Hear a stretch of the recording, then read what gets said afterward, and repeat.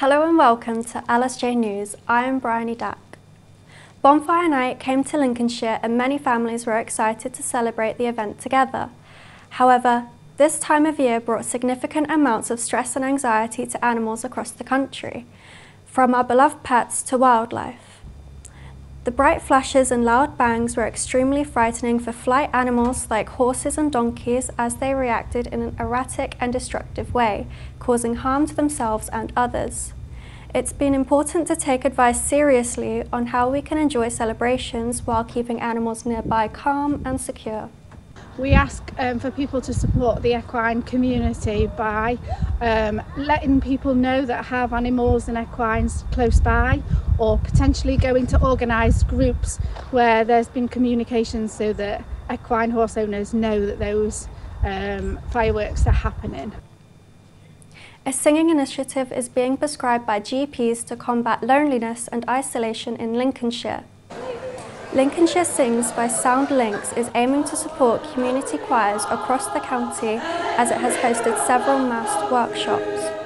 Their latest event saw over 300 singers come to the Lincolnshire Showground to learn, perform and socialise. The GP in my village prescribes the community choir as part of their kind of things that they offer.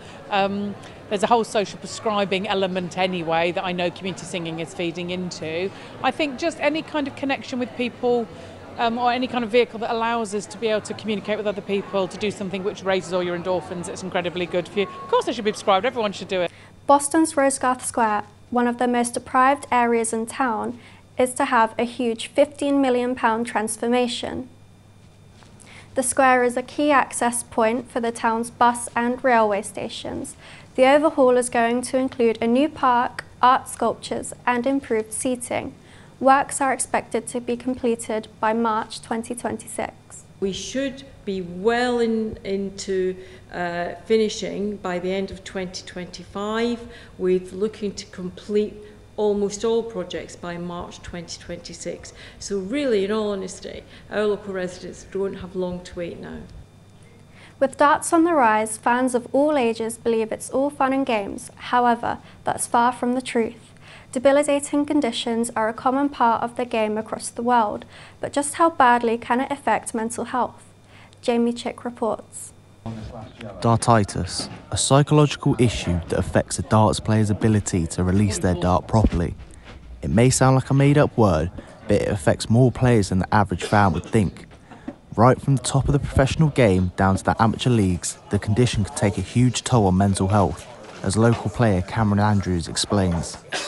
My enjoyment of darts has decreased dramatically. I now suffer with probably quite a lot of anxiety about the feeling of releasing a dart. I feel like it could be embarrassing and sort of neglect the feeling of playing darts again.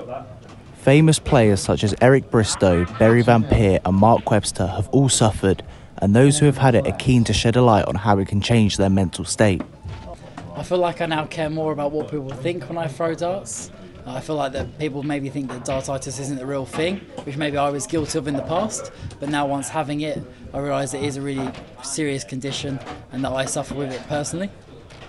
Unfortunately, there is no such cure, and conditions can vary in seriousness from player to player, but as darts coach Daniel Paul explains, it can always leave a mental scar over time.